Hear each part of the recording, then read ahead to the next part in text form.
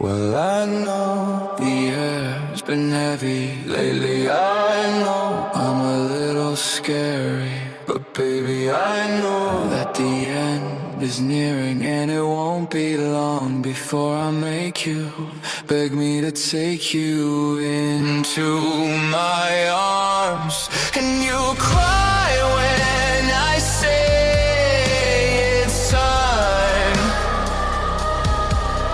I'm sorry you had to be mine, but you're so pretty when you die.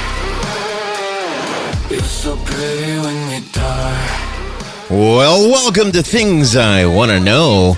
I'm Paul G, and this is Andrea, who is baiting her face against the microphone as we speak. Well, there's this hair that keeps going up my nose when I get close to the mic. Yes, let's put that on the airwaves. All right. Hey, truth is truth. Yeah, it's true. I guess it's true. Depends on who you ask what the truth is. So, this is our $4 episode. Yep.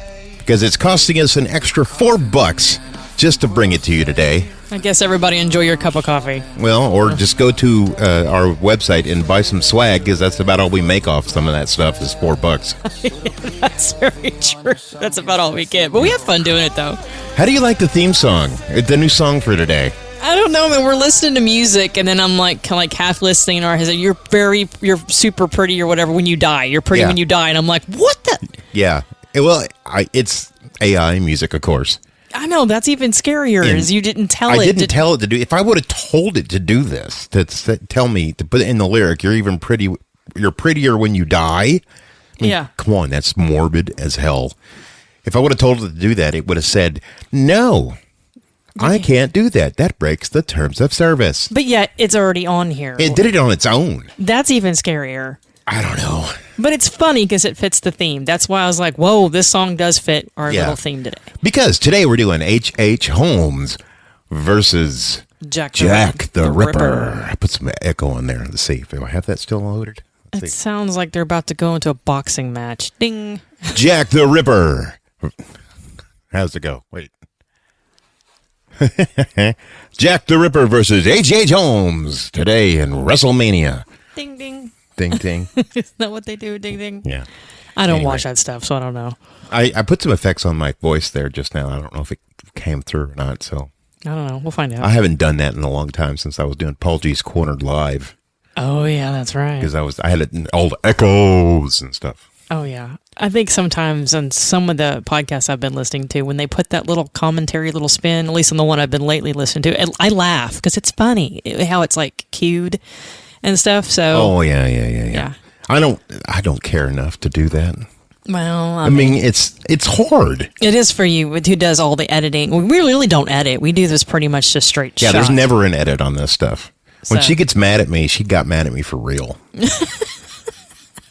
That's true, because we don't edit this. Yeah. I'm just sitting there going, calm down, woman. We're on air. And the dog's in the background, which I don't know if anybody can hear it. Sometimes they can if they get close enough to the door. Yeah, they just want to come join. Yeah. I guess what got us started on this episode, this was your idea, is we were talking about like different ways of doing true crime, and there was something we were watching or listening to. It kept saying about HH Holmes. They constantly try to say that HH Holmes was in the UK or Britain or whatever the hell you want to call it, England at the time. Yeah. This is 1860s, 1880s, something like that, right? I guess Holmes was born in 1861. So yeah, so he could be, but this is. But they said he was in the England the same time as the Jack the Ripper cases, and I'm like, no, it's not even close.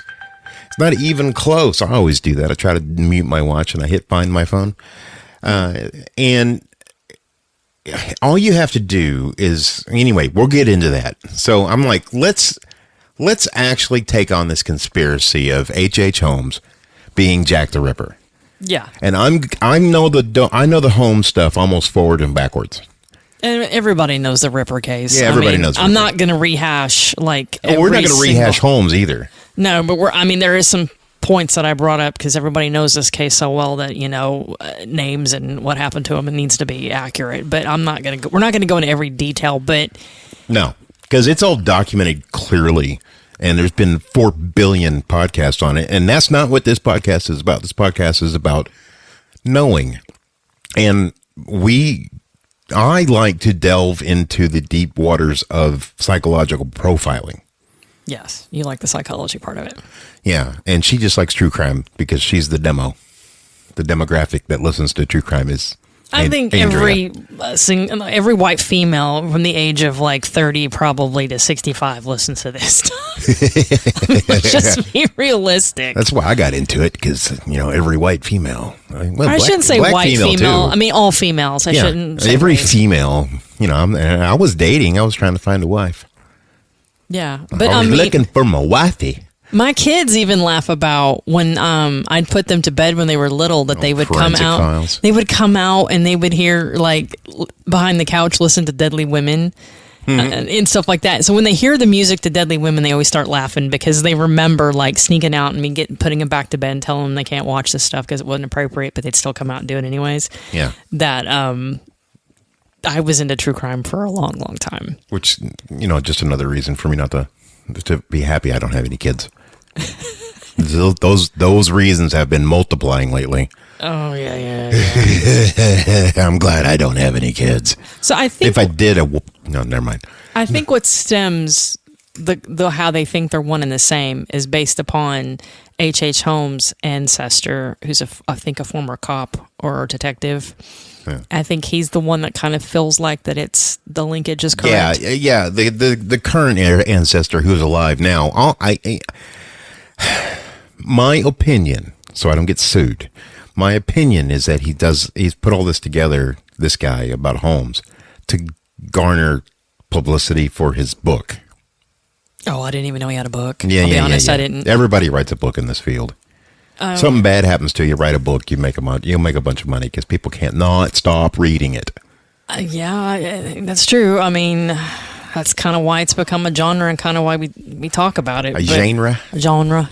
Yeah. But I mean, even you and I were talking about how they can't be one and the same just upon the simple fact of the crime scenes alone. Yeah. The crime scenes tell you everything you need to know.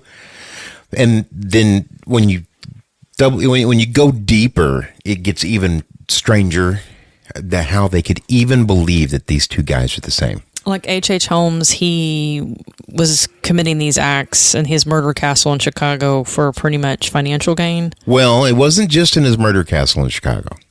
Yeah, he did other stuff. He's done it. He was killing people far earlier than that.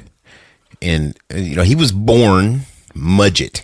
Yeah. Which is probably the reason he became a serial killer, because his name was Mudgett. I mean, if my name was Mudgett, I'd be changing it too. But why did he choose Holmes? This is also the time period, I think, too, with Sherlock. So it's probably where he came up with it. Maybe. I mean, I don't know how common of a last name Holmes is. I mean, come to think of it, I don't really know if I've ever heard anybody else with that last name. That's probably why what's his name picked it to begin with. Yeah, it's not. What was that guy's name that wrote that? Oh, Arthur Conan Doyle.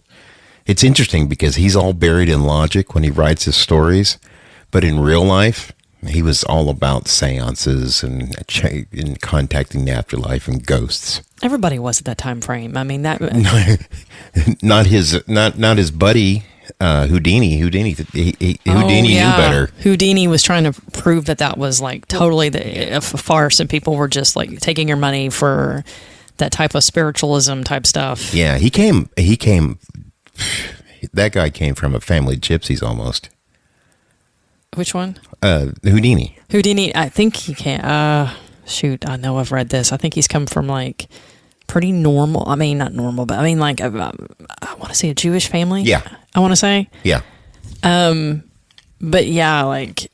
Yeah, he knew all the tricks. See, and he would go in when everybody was getting their seances done. Houdini would go around and bust the seances. I don't blame him. They're still kind of they still fool people now when they don't have any ability. No, they have an ability.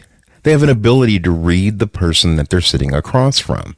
Yeah. And that's all it takes. As a sales guy, back in the day, I sold insurance. I had to interview people at their workplace for their insurance. if I didn't read them correctly, I couldn't sell them anything. Yeah, that's true. So if I didn't just want to talk to him about insurance, I probably could have been the wizard who conjures your lost dog to tell you what treat it liked the best. Wasn't Holmes also kind of a wizard that he can like manipulate and charm? Yeah. He was a con man from the beginning. He was a super con man. This guy, he went, Holmes, because we know more about Holmes than we know about, and we'll get into the pathology of Mr. Ripperman. Of Ripper here in a minute. So I guess one at a time, I suppose. No, we can bounce back and forth, whatever. Holmes went to the University of Michigan, your alma mater, if I think so, if that's correct. Michigan State for a bit. Yeah, it's close. Close enough. They reported that he went to medical school there. Yes, I do remember him. I think I've read some stuff. He went to medical school there, and what he was doing at that time, he was grave robbing with his buddies and selling the bones of he would grave rob. Take the corpse, melt all the skin and everything off of it, leaving just the bones, because they knew how to dissolve you in acid back then. Wow, yeah. Well. And they'd take the bones, cure them up, and sell them to the university for like $100 a piece. I think a lot of people were grave robbing, either for their own medical cadaver you'll become a doctor. Well, go find your own cadavers. I mean, yeah, my own cadavers. That was kind of walking with a duck. I mean, that's kind of like, I think that was common though. Yeah. But to sell them to England, school. It was really bad. Yeah, England was bad. That's where I read it from. It's like I think they had to like But that was 1600s or something, wasn't it? No, it was in the 1800s. 1800s? Yeah, I mean, it was pretty common. Yeah. I mean, so that's what he was doing. He was selling the bones as skeletons back to the medical school so kids could buy it, the students could buy it from the medical school. That's how he got his start. That's how and it makes sense. He learned to not care about people because he was digging up these dead folks, and he couldn't feel them. He couldn't put himself in their shoes or their family's shoes. Yeah. So the pathology starts there. It had to make it just strictly a business. Yeah. And to Holmes, the whole thing was a business, right? He moved to Chicago in 1886. And started calling himself HH Holmes. And what he did with that is he talked a pharmacy owner into letting him be part of the business, right? Yep. And Pluto's having issues. Yeah. You probably hear him back there. Shut up! Sorry. He just wants to join. Well, he's hurting. He's got arthritis really bad. And so he conned this guy into letting him be he basically told him he was a pharmacist at HH Holmes and a businessman. So the guy let him in the door. Within a couple of years, he had pushed this dude out of his own pharmacy and took it all over. Yeah, I do remember reading that, and that is that where like I've heard conflicting reports about like this is when he's killed like this guy and his wife. Not yet. And I've heard other but he might have. I've heard other reports saying that they were alive. Yeah. So I don't know. And by 1887, he built his murder castle with the money from the pharmacy that he basically conned himself. And the pharmacy's not doing well at this point. Well, he's definitely not a businessman. He wasn't a businessman. All he wanted to do was steal. Didn't he also like buy things on credit and not pay his creditors? About half of it was on credit and half of it was money from the pharmacy that he conned his way into. So he's using this guy's money from the pharmacy, telling him that the pharmacy's not doing good, but he's taking that money, not showing it to the pharmacy guy, and building his 4-story building. That's crazy. Yeah. 63rd Street and Wallace Avenue. I guess it's an empty lot now. When I was in Chicago, I wanted to go by and see it, but we were afraid it was in the wrong part of town, and we were, didn't want to get, shot. So he in this thing, when he had it built, he would hire a contractor to come in and do one little thing, and they said later they didn't understand what he was having them do, but they did it because he paid. Yeah, makes sense. Right. So he paid these guys, and then later on, as he got closer to the end of it, he stopped paying these people. But he had all these little chutes and secret doors and gas. He had a room where he pumped in gas to suffocate you. Yeah, and then he would either... And he'd take you downstairs, boil off your skin and flesh, and sell your bones. Was he still doing that? Yes, he was still doing that. Well, I mean, he's trying to make a business, not a great business model, but you know. And then what he would also do is he'd also take insurance policies out on these people. Yeah, didn't he take one on one of his like close working friends or whatever? That right before he got caught. Yeah. He killed Julia Smythe Connor and daughter Pearl after a relationship with Holmes. After he told they were looking for a place to stay. He brought them in, had a relationship, and then all of a sudden they're missing. I don't know where they went, and they just disappeared. I mean, this is before the days of like all you had communication was mail. Yeah, and her family's like, you could take months before you get another letter. Yeah, that's true. I mean, so missing persons was like hard to really like nail down. As Holmes was going to be hanged, right? He claimed that he was starting to confess to all this stuff, trying to get it out of the hanging, thinking that he could do that by telling them that it was keeping him around longer. Oh, everyone's done that tactic. I think Yeah. Ted Bundy, everybody's done that tactic. They push his hanging off a little further. He's buying time to not die. Well, I mean, Death counts now that it's him, right? You're going to meet your maker. I guess you want to avoid it, considering you've done horrible stuff. Exactly. So he claimed an abortion death for Julia and poisoning for Pearl.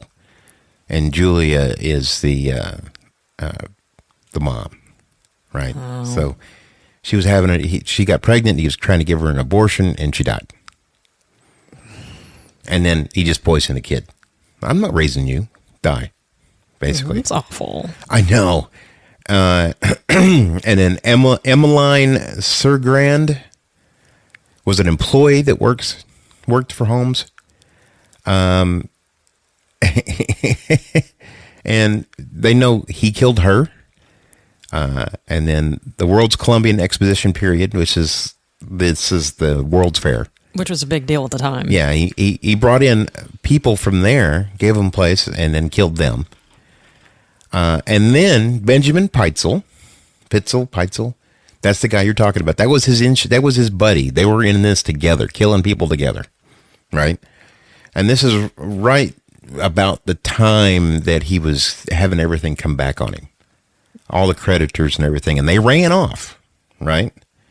They got so he told Pitzel, he says, "I'm going to take an insurance policy out on you, then we're going to find somebody that's dead that looks like you, present it as you, claim the insurance, and then we'll split it."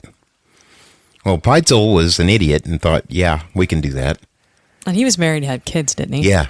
And Holmes just killed him too. Wow. Kept the money for himself. What's interesting and then he killed his wife and his kids as well. That's really sad. So you said that he built his murder castle in 1887, right? Yeah. Okay, because the Whitechapel murders were around 1888. Right, and so he was out by then. And then he wasn't arrested until 1894. Texas horse theft warrant. Really? A horse theft warrant? Yeah. That's hilarious. 1895, detective finds Holmes, discovers the bodies and the remains of the children, and then by 95, he's on trial for Benjamin Pitzel's homicide. I would think if he was confessing to get more time so he doesn't hang, I would think he'd open his mouth about Jack the Ripper. He would have said, "Send me to England, by God." I think the attention alone, he would love. But his motive was always about. See, he had insurance policies on all these people. All these people he killed, he had insurance policies on them. He just wanted money. Yeah, and so he killed them for the insurance money, so he could keep living the high life. which is a totally different Well, MO. so what we know. So now I guess it's your turn. You tell me about Jack the Ripper, because now that we know this guy's modus operandi, what's Jack's? Well, Jack, pretty much we all know anything. It says 1888 Whitechapel, and this was, as we all know, was pretty much the very poor part of England. A lot of immigrants lived in there. A lot of people, I've listened to something about how Jewish communities fleeing other parts of Europe were there. Everyone was like crammed in there. Oh yeah, there was 40,000 people in 3 or 4 blocks. Yeah, right. It was Massive amount of people. In this part of time, Victorian England, like a lot of, I guess you could say, the poor people lived on one side, the rich people lived on the other, and they did not intermingle much. Well, then, they couldn't bathe. When they had to use the bathroom, they had to do it old world style and use a pot and throw it out in the street. Right. And then a lot of, I don't know if anybody knows about Queen Victoria, but you love Queen Victoria stories. But anyway, she, one of the things I watched was an episode on her, and I want to do some more research on her, was she started to realize in her own country how much of the poor were not necessarily getting what they needed. And so basically, what's sad about this is I also looked up, like, they had street lights at this time, but not like we think of street lights. Right. But they did have electric lights at that time. They had electric lights? I think it's electric lights. Or No, it was gas, because electric lights weren't around. Well, I'm thinking like regular, like not a candle. They had gas lines that ran to it, and these guys would walk around on stilts all night and unlight them. Right. And then in the morning, they'd walk around on stilts and put them out. Yeah. So was it, because I'm thinking, like, when did this come to play? So they did have some form of street lights. Yeah, there was some lighting, but not much. So basically, we all know the canonical 5 victims. These happened between 1880 and 1881. So 80 and 81. Yeah, 88 and 91, excuse me. 88 and 91? Yeah, excuse me. Okay. And so we all know who they are: Marianne Nichols, Annie Chapman, Elizabeth Stride, Catherine Eddowes, and Mary Jane Kelly. What we do know about these people is, what's really sad about learning about a little bit more about them is they talks about like how they died, but they don't really talk about who they were. And I'm not going to get like too specific because I'm sure other people have heard this. But yeah. The gist of the theme was they were women. Some of them were married. Some of them had children. All of them left their husbands or estranged from them at the time. And all of them pretty much turned to alcoholism. I don't know if it was one of those things where women in those days, unless you were married and had a husband, you weren't allowed to own property. You weren't allowed to have really anything of your own. Everything was through your husband. So if your husband kicks you out of the house, you have really very little recourse other than to sell anything that you can creatively make. Like one lady made like crocheted like certain things that she would do, and she'd sell those, or like make paper flowers. The one lady was selling flowers. I was going to say paper flowers. And if you didn't have ends meet to get your DOS for the night, which is I think I looked 3 pence or something, 4 pence. 4 pence. Then which is 4 pennies. You didn't have anywhere to sleep. 4 pennies, and you get a room that's smaller. It's probably 100. It's the size of a jail cell now. Yeah, it's super tiny. And so that's communal bathroom. And that's what you got for the night. And then that was it. I'm thinking of it in my head when I was reading that like years ago. I equated it to like the YMCA or like, what is it? The Salvation Army that lets you like sleep there at night. The Salvation Army is the only, in Northwest Arkansas, there's only one homeless center, and that's the Salvation Army. And you can stay there overnight, but you have to pray with them all the time. There's another place around here, believe it or not. No, just the one. It's the other place is only open in inclement weather. We will talk about that offline. What? Because there's lots of lady places, but if you're a man, you're talking about men. Then no, there's no place for men. No, there's no place. I'm talking in general. But yeah, there's plenty of battered women shelters and things like that. There's all kinds of those. But if you're a dude, you're sleeping on the street or you're going to the Salvation Army. That's it. Yeah. So pretty much the first one we know was Marianne Nichols, August 13th, 1888. She's known as Polly. This is the one that I think was like extremely sad, is because she was married and she had children, and I want to say 5 children. But they were grown by now. No, I don't know. They weren't little kids. They were grown. They were old enough. And 14 is old enough to have your own apartment, your own job in 1888. I can't find anything to conclusively Yeah. say how old the children were, other than I got the impression that maybe they were not grown in this particular lady. But this is the one that always is really sad. Is she basically her husband had to let her go kick her out because she was drinking too much, and so. I don't know, but that's kind of the circumstances of he's the one that identified her body as well as her father. I read on something like they came to see her. Yeah, I don't know. So, but basically, difference between like him and Holmes is he cut his victims. He mutilated them. I mean, this poor lady that we're talking about, Polly Nichols, they almost her head was almost severed off. Yeah, he'd jump them he'd jump them. He was a brutal killer. He was on top of you and got you. Right. I mean, we all know like the theories of this person having like anatomical knowledge, but I mean, I don't know how I feel about that. I mean, we saw that one documentary where they were showing us where the cuts were made. Yeah. And it was not a clean cut. Well, I don't think their instruments were back then were like as sharp or as well known as ours are now when it comes to surgery. I mean, I'm no expert in the medical field back then, but we didn't wash our hands or use antiseptic. So you know what I'm saying? Or give you any anesthesia either. So, and then we have Annie Chapman. She was married to John Chapman.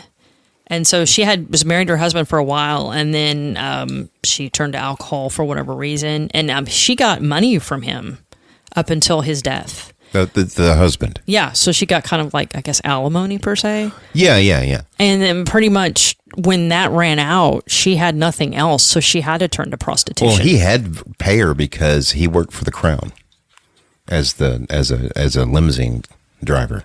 Like one of them did, but there's two. No, that was the one. Yeah. So we've been kind of watching this together a little bit to brush up on our Jack the Ripper, because neither one of us really got into Jack the Ripper because it's been overdone, right? I guess I didn't. He's interesting, but I didn't get into him because we're never going to know who he is. No. I mean, let's just be realistic. You can have like all the profiling known to man, but I don't think we're ever really going to know because fingerprints were in their infancy. There was no DNA. There was none of that stuff. They pretty much, from what I read, like, the body's mutilated. Oh, we need to get this off the street immediately because people will come gawk. Yeah. And, and harass the police or whatever. And one of the victims had a very shrewd, nasty comment about the Jewish people on there, but which we don't know if it had anything to do with the murder or not. But it was. Well, and some people say that it's the night or that temple place. What was it?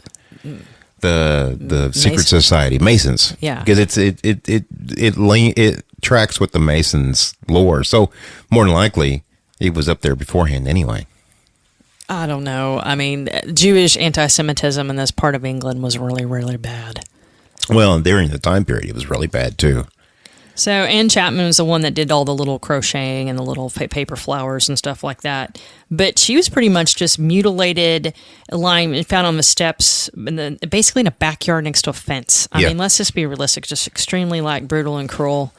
And we got Elizabeth Stride. She's the one from Sweden.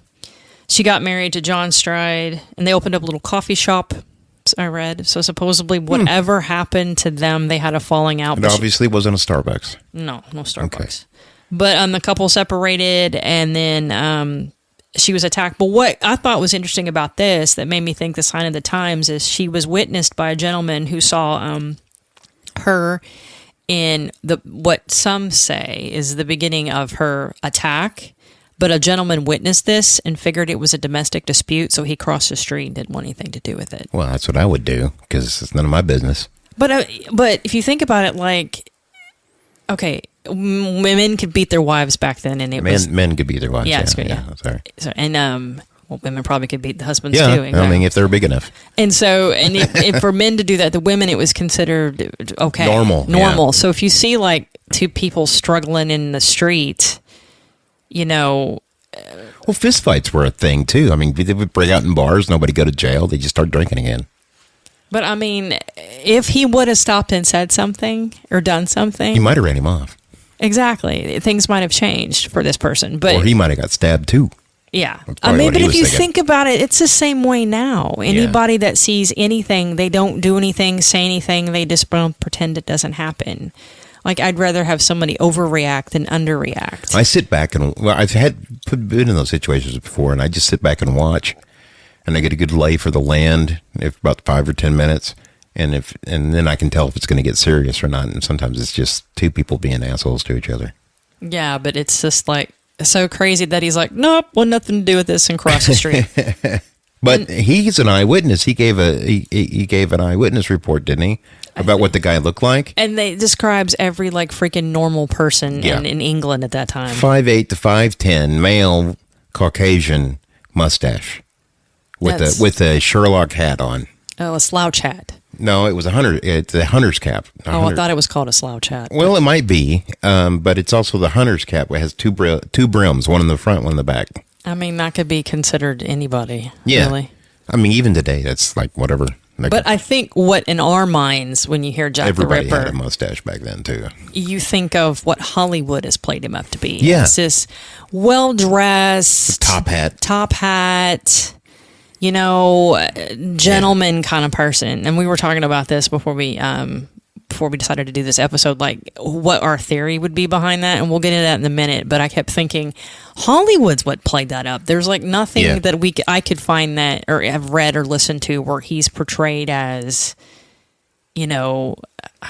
anything other than a normal dude. But Hollywood makes him out in your mind to be like this person that sneaks into the night and does this and sneaks out. And those hunter's caps were very popular at the time. That's why Sherlock Holmes wears one, which may be what he wore the same hat. Must have been, Holmes, because he named himself Holmes. And those are very popular at that time. That was the thing to wear if you're going to go out and fox hunt or whatever. It's kind of like wearing a certain type of boots or some hip waders when you're duck hunting. It's just the things that we do now that they didn't do then. Yeah. We have Catherine Eddowes. She was married, I've certain things I've read said they can't find any proof of that. But anyway, she is separated from this person. Then she ended up finding another guy, murdered the same way, like pretty much just. But she was disemboweled. Yeah. The other two weren't. But she was disemboweled. He escalated. The more he killed, except for that one woman where he killed her and then had to run off. And that was 2 on the same night, wasn't it? Yeah, 2 on the same night. Yeah, and he got interrupted on one of them and he ran away. Yeah. And then killed another woman like 20 minutes or like an hour later. And so the one that we always like, Mary Kelly, like her body was actually found in a room. Oh, yeah. And that's when pretty much, I think, the height of escalation for this guy. Like the pictures of her, like post-mortem, you can find them on the internet. It looked like if I'm getting I've seen a lot of these pictures. Hopefully I'm getting this correct. It looked like they had to staple her face back together in order to make her look like she was actually a person. Yeah, yeah. He'd cut her face off. He'd cut everything out of her. Removed all her insides. Yeah. I mean, this guy was brutally crazy. So our argument is that doesn't match Holmes. No, not at all. He didn't do that. What he would cut them up and remove the stuff, but not till he wasn't curious. He didn't butcher them in the streets and leave them to be found. No, so if it could be said that this is 2 different men, but I don't think so. I think it's the same guy. Not the Holmes guy, but the Jack the Ripper is the same guy for all of these murders. These colonical. No, it's not a colonical. The conical murders. Oh my gosh! It's the same guy. It's just an escalating MO. How many times have we seen this though? We've seen this MO in modern times, haven't we? Yeah, we have. And it's usually a spree killer who is very disorganized. They say he was organized, but I don't think he was, because he's disorganized. Because he didn't plan them. He walked up, says, "Hey, will you do this for me? Yeah, let's find a nice secluded place so we can have just a little bit of privacy out here in the middle of the street." takes him around the corner and kills him. But if you think about it, we don't have any idea who this man is. We have no writings on it. We have nothing other than he could have been a person that maybe watched these people. He went to an area where prostitution's heavily. Yeah. It wasn't the prince. He was having dinner with his mother. I was going to get to that. Sorry. But I mean, he more than likely, he could have been, like I was saying, like watching these people. Yeah. And a lot of these prostitutes probably knew each other. Like now in today's society for prostitutes and other committers, people that have done this. Yeah, those are high-risk lifestyles. Like Ridgway, for example. Ridgway. I think Ridgway is the best example of a modern-day man that's the same. So, yeah, probably for him. And explain Ridgway real quick. Basically, we all know Ridgway. He would take prostitutes from a particular area. He would... I don't really know a whole lot about him other than he just he'd murder them, have sex with them, and then take them apart and give them to. Was it the guy that gives them to the pigs? No, Green River Killer. That's Green River Killer. Sorry, I get them mixed up. And so but he basically made them comfortable. So I'm guessing there's probably he's a guy that'll fit in. He's a guy that'll blend in. He's a guy that maybe he watches these girls. Maybe he watches all. Maybe it's a crime of opportunity. We're never gonna really ever know. Dude in a top hat having his own carriage bring him in. Everybody's gonna know he's there. So I don't think. But a dude who stinks and is all dirty, everybody's gonna walk by him and go, "No, he belongs here because he looks just like everybody else." So, like the Prince Albert Victor, the royal theory, supposedly, of who Ripper is, I laugh at this because there is just no way in hell. Because, number one, this is Queen Victoria's grandson, okay? Granted, he died of 28 of the flu. So, he's also like... Pneumonia, I thought. Flu pneumonia, a lot of it. Really is probably just syphilis. No, it says flu pneumonia in those days, supposedly. They're never going to put syphilis on a death certificate of a royal. Let's just be realistic. And so, basically, he liked his prostitutes. Yeah. He was kind of a bad boy. He was Queen Victoria was not happy that he was second in line to the throne, and he was kind of like, whatever you told him to do, he did the opposite. Yeah, I'm guessing. But she was also very controlling. Queen Victoria was a controlling of her children and her grandchildren. So there is part of the MO there of an overbearing mother figure in the life. So I mean, the psychology could match, but it doesn't because he was not there. Plus, if a royal's going out, I figure it this way: if a royal's going to go out and kill somebody, right? Yeah. They're not going to go to the street. They just have somebody brought in and then give them to the dogs out back, and no one will say anything. I think the royal family in general probably has so many surveillance servants. Yeah, they're never alone. They're surrounded by people, so they're never. This would have to be like the biggest crimes conspiracy ever. He would have to go into. But then, if you think about it, and I'm going to say this, I retract back. Most people probably knew who he was, maybe. Unless you were like with an entourage and you got all the little stuff on that says who you are, most people probably only knew him from a portrait. Yeah, that was hand drawn. They could be very wrong.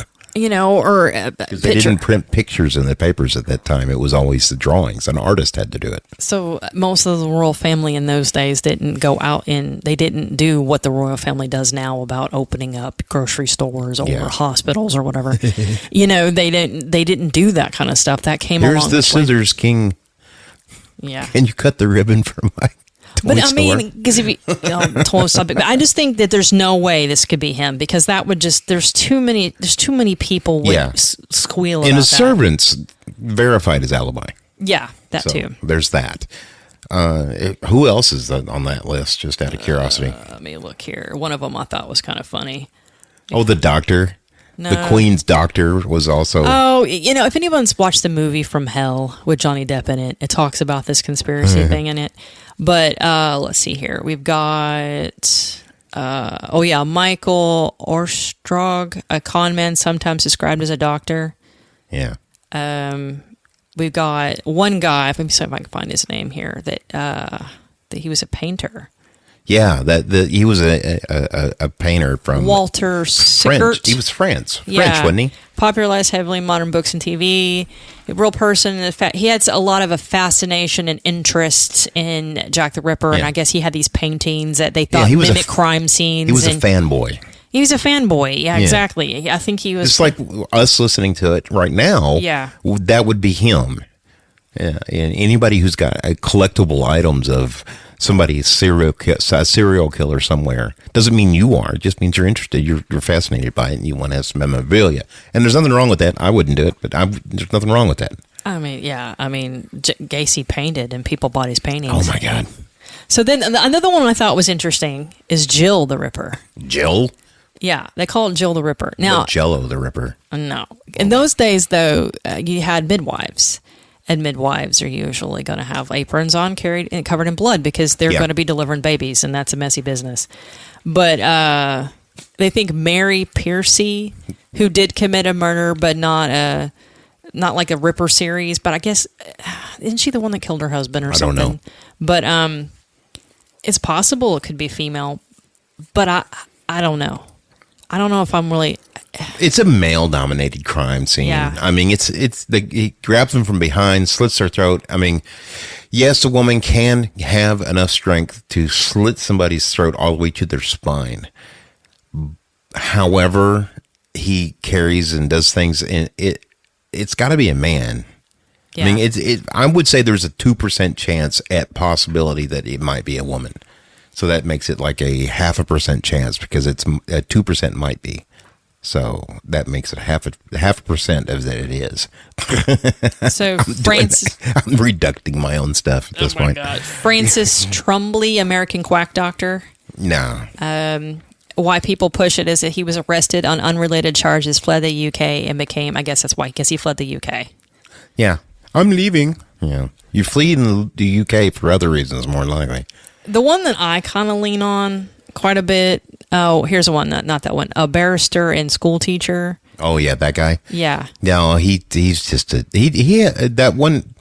I know the Queen's doctor had a stroke, and he was still considered a suspect. But the man had a stroke. There's 2 years before this. I mean, sometimes people can have strokes, and with really good therapy and patience, you can get most of stuff back. But then I don't know.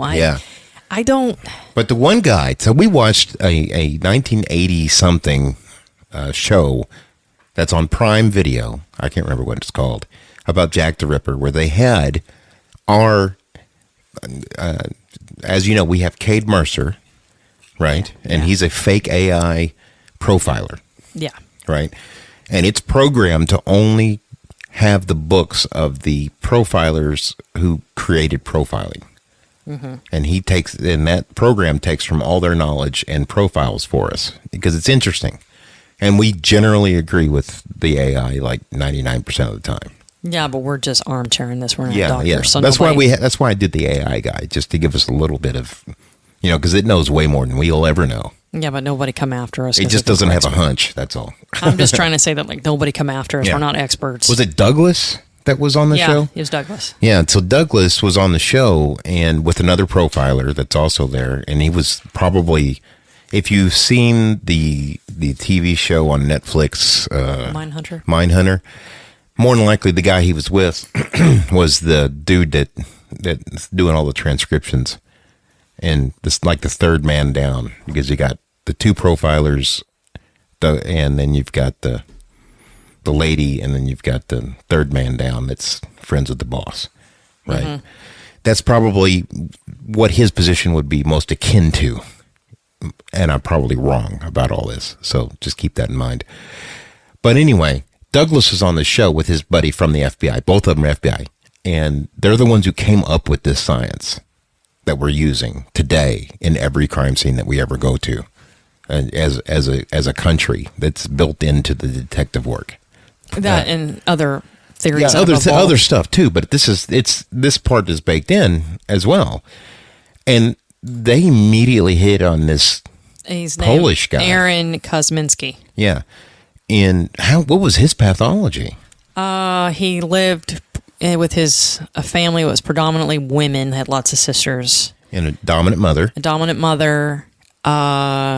He was still living with them at 26 to 29 years old. And I think he's gotten in trouble a couple times with being aggressive towards his sisters. Yeah, he beat up his sisters a few times. But also, trying to think what else. He was kind of had mood swings, if I remember correctly. Yeah, he was institutionalized Yes, that's before the murders happened and let go. Correct. So he's already been in the nut house. And I think his family put him in the second time. The first time too. Yeah. They put him in both times. Shortly after the murder stopped, the last one, not too long afterwards, he was committed for the rest of his life to an insane asylum. But my question is, and I cannot remember, that did he live in the Whitechapel area? Yes, he did. That's what I thought. Yeah. So, I mean, it kind of makes sense. Someone that lives in the area. Has an abusive, dominant mother. Yeah. That's not in every case scenario, but in this one it is. Yeah. Has extreme, I guess, I don't say hatred, but let's just say. Oh, yeah. He had an extreme hatred of women. They documented that he hated women. Hatred towards women. He liked them physically, but he hated them mentally. So what makes me wonder about him, he's the only one that makes sense to us. But I think he had schizophrenia. Yeah, schizophrenia. Back then, mental health was just awful. There was none. There was no way of diagnosing. Freud was still in diapers, I think. I don't know. Freud, he's a whole other person. But anyway, you know what I'm saying? Like He's the father of psychology. Yeah, I get that. All right. But there's no way to treat this. So he basically have a family that's having to put up with him beating up the girls in the household, probably attacking the mom. It doesn't say anything about the dad. Yeah, he was like not there. And so, what are you going to do? I mean, right. So that's probably the guy that did it. I mean, after listening to all the evidence and reading everything myself, I'm like, that's. I don't know if he did it, but that would be the guy I would look at closely.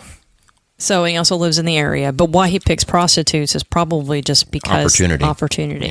So my question to you is what makes you think that it's not Holmes? Since we've railed down our suspects, why don't you tell everybody what me?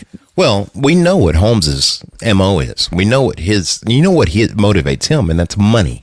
Yeah. Every death is tied to a paycheck. How come nobody caught on to that after a while? I guess insurance companies weren't even thinking about that. Back then you could insure somebody and not have an insurable interest. Yeah, that's right. Now what's happened is all in U.S. insurance law, and each state has its own insurance law. And there's a few governing things from the Fed side. But now you cannot insure someone for life insurance if you have no direct tie to them, like family member, or if they're a partner in your business. If you work with a guy who, if he doesn't show up that day, you're screwed, and your work hurts. You can't insure that. It's not possible. If you have a partnership with somebody, then you can insure them, but only with their permission. Back then, you could get a life insurance policy, and they didn't even know you did it. That's crazy. But I mean, that's why the laws exist. But yeah, it's always got to be like. But it kind of makes sense though, because I mean that people were killing other people like crazy for the insurance money, and that's why they had to pass a law where you can't get the insurance money, even if you're the beneficiary, if you killed them. Well, yeah, I mean, it used to not be that way. So what are you gonna do? Sit in prison with like $1 million? Yeah. What are you gonna do with that? I don't know, but if you get the money before they convict you, you can get the hell out and go to Costa Rica. That's probably what people did. That's why there's a law. Or they just go to Texas like Holmes did. But every time he committed a crime, it was for the paycheck. So why would he kill somebody just to look at their internal organs and no insurance? No, there's no financial outcome. So it doesn't make sense. The reason Holmes killed is not the reason that Jack the Ripper killed. I think Jack the Ripper killed just because he was essentially crazy. Yeah. Well, yeah, and he hated women. And if he hated women, if the profile is correct, and he hated women, then that's why he killed them. I'd be curious because he wanted to kill the one that was bothering him, like the what's his name in the Netflix series that they go and talk to all the time. Kemper. He killed those women because he considered them to be a representation of his mother, who he killed last. Kosminski, I'd be curious to know what his mother was really like. 'Cause Oh, we're yeah. hearing so many conflicting reports about what other... We don't really know. No, we It's so don't know. far ago. We that have no idea. And we'll never have any idea. No. And then, unless you invent time travel. So, really, what do you think? Does the way Holmes killed and why he kills versus Jack the Ripper kills, do they even closely match? No, they're the totally different MO. You can argue that probably, well, Holmes escalated. For what? He gets no benefit out of it, so no. No. But Ripper's benefit is, I guess, satisfaction of taking out anger on another female in place of either someone in his life or Something. yeah. And Holmes did not care. He was just, I just need my paycheck. I mean, he killed his partner for the paycheck because he didn't want to split it with him. That's just being an a-hole. Yeah, and that's what Holmes is an asshole. Yeah. You know? So if you understand why these guys killed, there's no overlap at all. Yeah. Holmes wasn't doing it for fun because he conned women and had sex with them and gave them abortions. He wanted them around. The other one probably doesn't want them around, hence why he's beating them up. And killing them, yeah. Killing them, yeah. And beating up his sisters. We don't have any reports of Mudgeon ever going to jail for a fight or beating up somebody. Not one. No, not that we've been able to encounter now. And if you're that big of a rage killer, like Jack the Ripper, you would have jail time. There would be something in his record that you could find that he's done something bad. Killed a horse or beat up a guy or set something on fire to get back at you. Well, yeah, I mean... If there's no financial incentive for him to do it, he's not going to do it because he didn't care. No, I mean, he was all money motivated. Yeah, he's a greedy bastard is what he was. Yeah. So I think it's put to bed. I don't think there's any way that Jack the Ripper and HH Holmes are the same guy.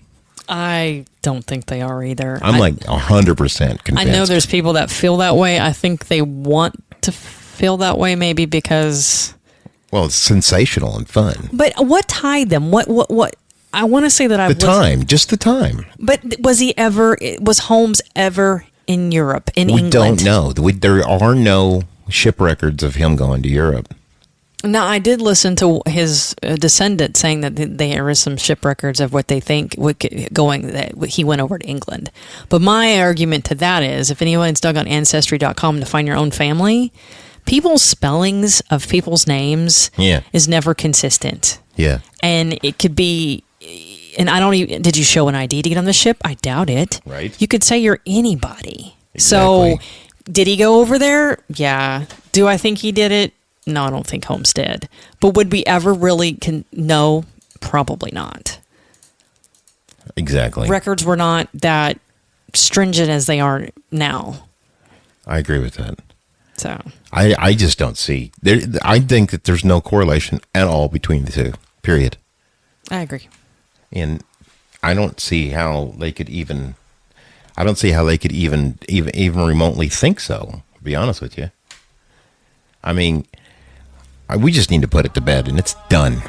But he's always going to be known as a theory because some people just want it to be, I guess.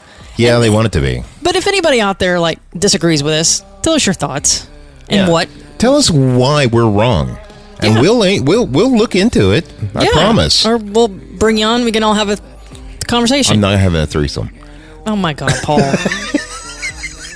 That's not what I was There's getting. a hat for sale in the swag shop that you can go and get, and it says, "Oh my God, Paul, stop." Yeah. She says it a lot of times because you always have to yell at me. This is true. All right, so that's it. I think this episode, I just wanted to put it to bed because I'm tired of, nice Jack the Ripper is HH Holmes. No, he's not. He never was. Yeah. So if you like the episode, if you like our little dissertation on facts that everybody else knows and should know better about, go to paulgnewton.com and get your swag. It's a nice little tab up there. You click on it, and there's a whole bunch of things that you can buy that will help us keep the lights on. because, we need to pay the extra $4 for publishing this 2 days early. Because if we waited 2 days... That's okay. And $4. Anyway. Anything you want to say before we go? I think we got it. You got it? Yeah. You sure? Yeah. All right. Bye. Bye. It'll be heavy on your sunken chest, and you'll cry when I say it's time.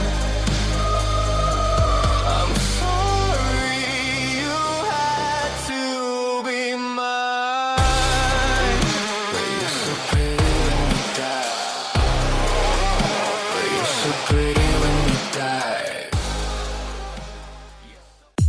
Thank you for listening to Things I Want to Know. You want these stories, and we want to bring them to you. So hit the support link and keep this circus and the mics alive.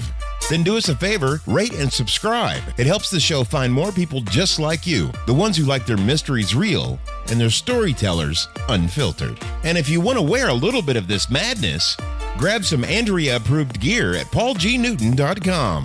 We make these things for you because it matters, and you're the kind who knows the difference.